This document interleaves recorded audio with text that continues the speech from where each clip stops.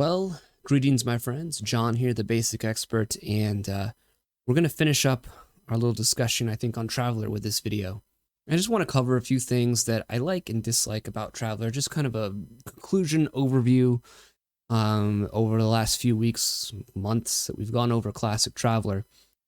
It's been a fun experience, and but at the same time, as much as I love Classic Traveler, I'm kind of glad to move on to other games at this point because honestly, Classic Traveler is just it is a game that needs more love, and I'm glad I did what I did. But they're some of the worst performing videos I've ever made. So, for the sake of my own channel's growth and everything, I gotta pick it up and move on to some other games, some other concepts, some other talking points rather than Classic Traveler. So I hope that's okay with people. We'll probably come back to sci-fi and maybe Mongoose Traveler or some of the Cephas games.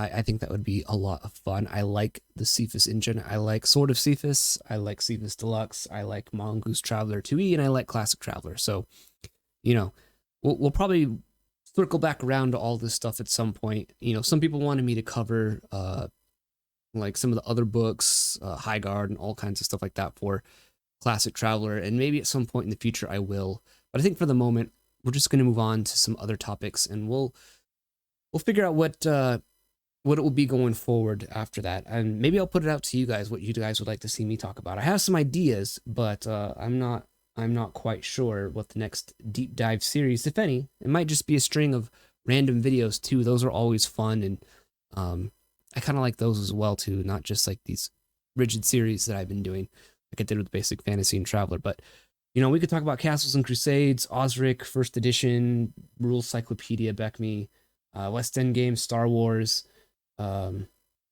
There's a whole host of different games we could talk about that I would be interested in doing. So let's talk more about Classic Traveler. So what are some things that I find kind of clunky about Classic Traveler? I think ship-to-ship combat is, I don't know.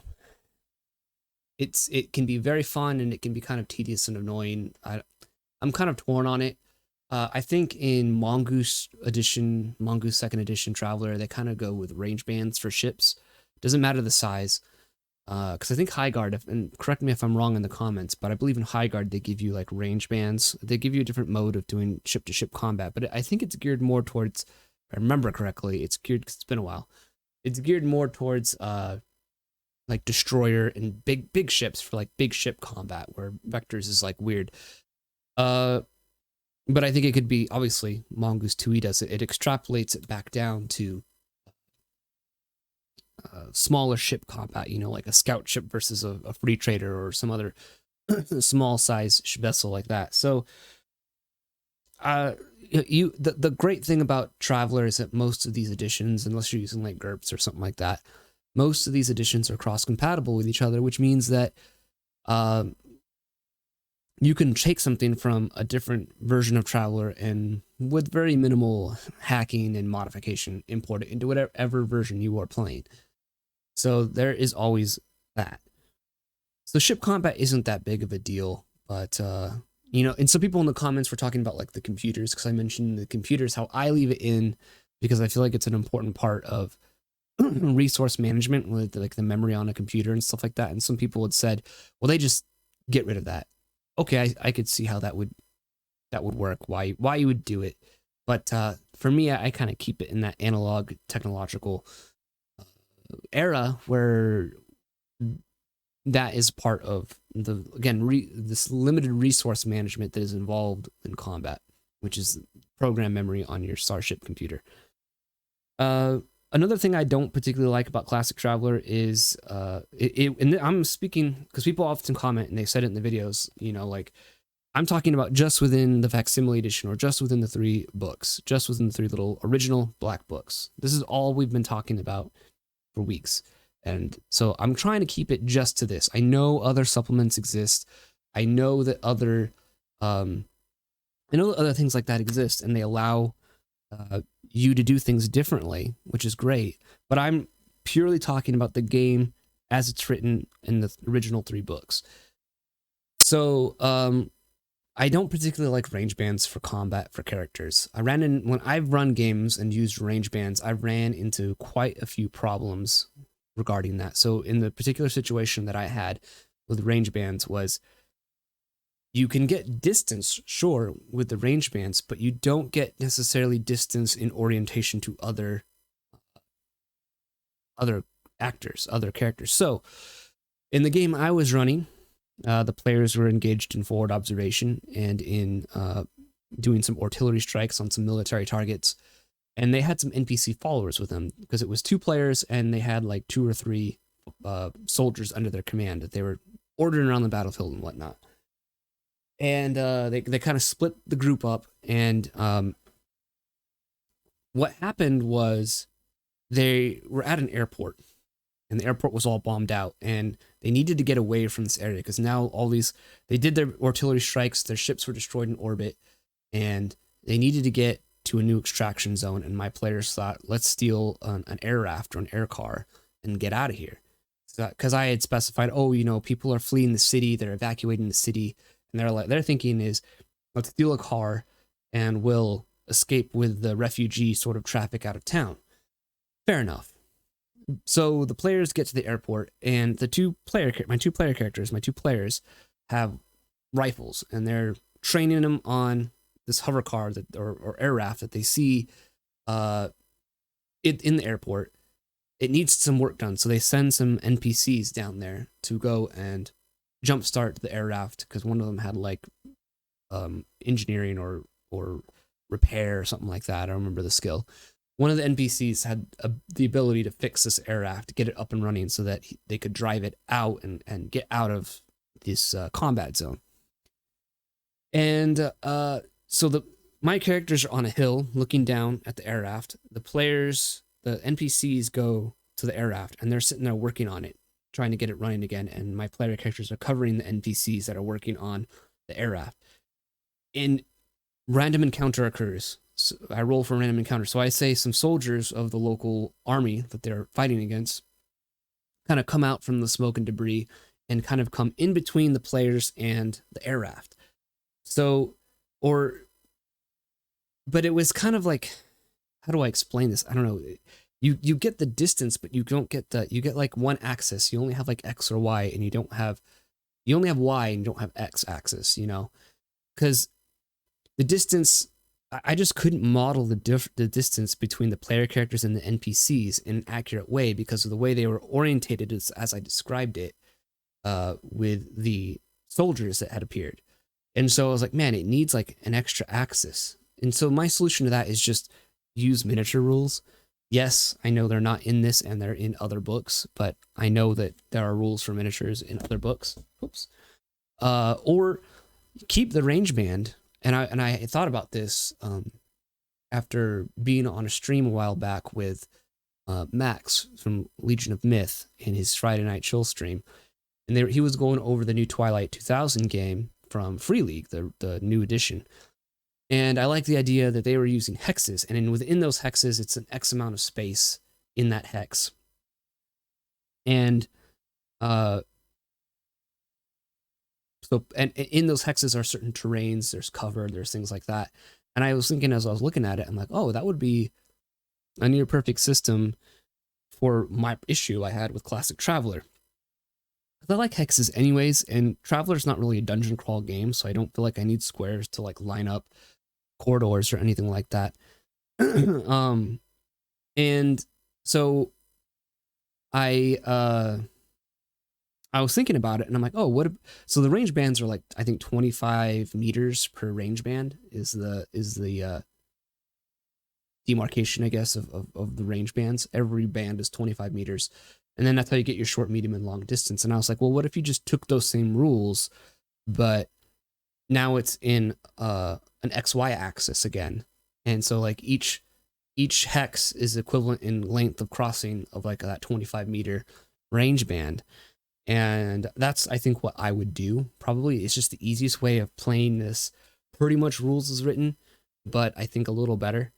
And I don't need an extra book for miniatures rules or anything like that. Or you could just do theater of the mind. You know, that kind of solves the problem as well. I just know for my players, especially when they're playing a game that is very like tactical and Rainbow Six like, which is what my Traveler games inevitably come to when I do like a military style game, military style campaign in Traveler. They kind of want to see the battlefield, the lay of the land. And so me describing it is just not quite good enough for them. And you know, I totally understand them. If like I would go either way. Like if they wanted to do theater of the mind only, I would do theater of the mind only. If they wanted to do miniatures, I'll do miniatures. And they want to do miniatures, so we do miniatures, we do maps. And I just think this idea of using hexes instead of just like a straight one direction distance of range bands would be more ideal, would be better. And there's also like a lot of little more quirks in here like we ran into. When you look at the, let's see, let me scroll to it here, return to it here. When you get to the attack tables, the weapons tables, one thing that kind of bothers me and my players, there's a couple rules, and I home ruled these. I overruled them. I made a referee decision to change them. And that is that there's nothing that says, I think it specifically says only handguns can have suppressors or silencers on them. And I thought that was stupid. So I said any traditional firearm can have a suppressor on it because that's how it was back when this book was written. That's how it is now. And I would assume that in the future, you'd be able to put a suppressor on the end of a more traditional, firearm in the far future where they have space travel. I don't think that kind of technology is out of the question. I also kind of ruled that I changed the way the attack matrix works on the electronics sights and telescopic sights. So to me, it just seems silly that like electronic sights couldn't be used at a short range or at a medium range. They can only be used at long or very long.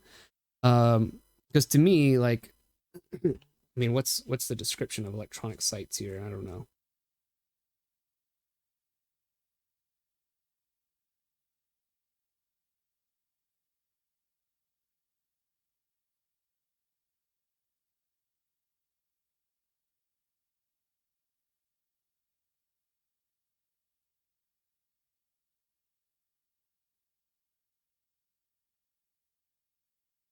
It says electronic sights with image enhancement and low light capabilities are available to provide the capability to see and hit in the dark.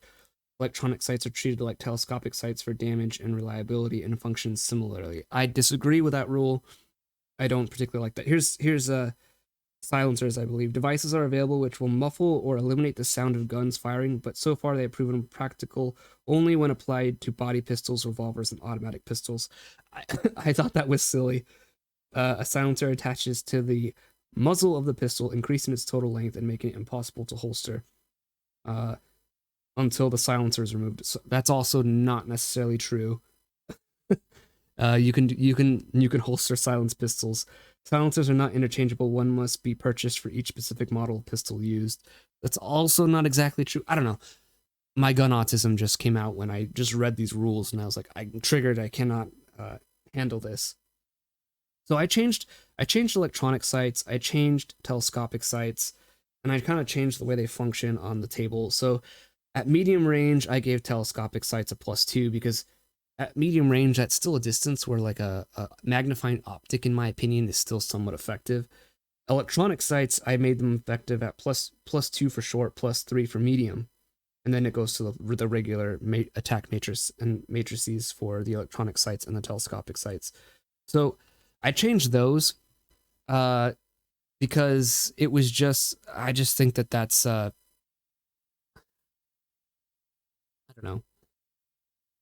It's just something that flavor wise, I guess, and just logically speaking, as me being sort of a still an amateur with firearms, but someone who's familiar with them, looking at those rules and being like, this doesn't make sense. Like if we're using traditional firearms, these things need to change. Like they use electronic sights to function the exact same way that they're described in this book for close quarters combat when they're like breaching a room or a building or something like that. Like you can put an optic on your gun, or you have nods, you have optics on your headset, on your helmet, that allow you to do exactly what those things say they do. And that's now, I would imagine in the future that something like that would probably exist as well. So I changed those things. Other than that, I think Traveler is a pretty good and consistent game. I like combat. It's fast, it's deadly. It's definitely a different kind of game in regards to training. Oh, one thing I changed too is I did become a little less restrictive on the gaining of skills. I more just made a ruling on it. Like if the player described to me, like, I want to train my character wants to like go practice at the gun range or something like that, or the laser fire range, or whatever he's going to do. He's going to do some research online to increase his medical skill, or he's going to take some courses, and they're able to describe and pay for what they want to do. I let them have it because it just seemed to make the most sense to me. And if it seemed organic to the game and what was going on, I just give it to them. But other than that, I run Traveler pretty much rules as written from these 3 books. And I find that these 3 books in here are more than sufficient. And I think you could even make your own alien races. Like you can get the supplements for the alien races like the Vargar and the Aslan and all that kind of stuff. But the Kree, I think they're called the Kree. And I have those. I don't really use them though. I've always just like made up my own alien races because I don't know, that just interests me. And I get a little more control over the flavor of the campaign setting that I'm using. And I would highly suggest that you could use a Third Imperium world, but I think there's something special to creating your own subsectors and designing your own world and system for the players to explore and play in. So all in all, I think I really rather like Classic Traveler. I think everyone should check it out. I think you should try it. And if you have trouble trying it, like, this game is so cheap though. Like, honestly, the physical copy of this book and the PDF for it are so cheap on DriveThruRPG. There's no reason for you not to get it, in my opinion. Or you can get like everything from Mark Miller. He'll send you a CD-ROM. I just think it's a good game. It's a well done game, and it's a part of gaming history. You know, there was nothing like this before. Like D&D came out, and Mark Miller talked about how when D&D came out, like over at Far Future Enterprises or over at Games Workshop, sorry, they were not getting work done. They had to ban D&D from the offices because no one was getting any work done. Everyone was playing D&D. They were very familiar with D&D, and they wanted to make their own thing. Mark wanted to make his own thing, and so he went and sold this thing and made this. So yeah, it's a part of history. It was like from an era of wargaming and of what tabletop role-playing games were. There's some context and some history that like we just take for granted now, and I think it's really interesting to look at Classic Traveler. At least read this and see what it was like. I'm pretty certain that this was the first sci-fi role-playing game ever made. I'm not going to say definitively that that's what it was, but I'm pretty sure that this was the first science fiction role-playing game that was ever made. And so because of that fact, these rules are a piece of history. And the stuff in this book that you can learn from and how to run a game are very interesting and I think insightful, because there's something that was done, that was made, when it wasn't like now, where there's like a million different games and there's a million different there's YouTube channels like mine that you can watch and you can get like ideas from. It was very insular and very small hobby at the time, and there wasn't much that came before it. Like D&D was the only thing that came before this one, as far as a commercially successful and played game. So these early games like this are just super interesting and fascinating to me to read just on their own, even if you have no intention of running them. But highly suggest checking out Classic Traveler. It's a great game. It can do lots of different types of sci-fi for you. You could make it a little more space opera-y and make characters a little less squishy if you wanted to, and make it a lot more heroic. Or you could run it rules as written and do like your own little Firefly game where Character death is a real possibility and a potentially real problem. So, yeah, check out Classic Traveler. It's a good game. For those of you out there that are interested in supporting the channel and what I do, I want to again point you towards the Neckbeardia website. Link will be in the video description, or there'll be like a little thing over here probably popping up for or right here, yeah, for their miniatures. If you use the code TBE10, you get 10% off your miniatures and you support the channel as well. Link will be here as well for my Subscribe Star and or Gilded supporters. Supporters at the dollar tier get a dungeon map a month. At $3, you get a supplement a month. God, I can't even talk right now. I'm tired. Supplement a month, and then at $5 or more, when I release a big thing like Atomic Punk 2160, this is coming out soon here. Just waiting to get this. If it's not out already by the time this video releases, it'll be out soon. So you'll get PDFs of something like this for free with the $5 tier. And it just means a whole lot to me for those of you that do support the channel and what it is I'm doing, and do look at my stuff that I make, the janky, weird stuff that I make. It means a lot to me. And those of you that sit around and watch these videos and leave comments, it means a lot. So that's all. That's all for this week. I think that's going to be it for Traveler for a while.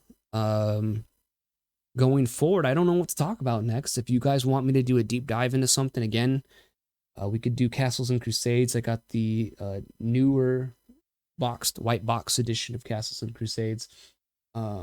Rules Cyclopedia. We could take a look and do first edition.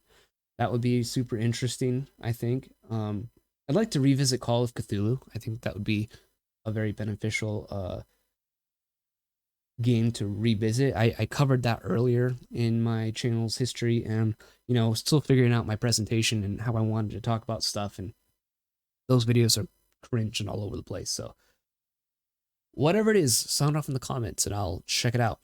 Oh, and for my Subscribe Star and Gilded supporters, and those of you that support me in that way, I do want to do more giveaways for you, for books and stuff like that. So let me know what games would be interest you as giveaways, and I'll look into doing that. So again, that's it for this video, guys. Thanks for watching, and I'll catch you guys in the next video. Peace out.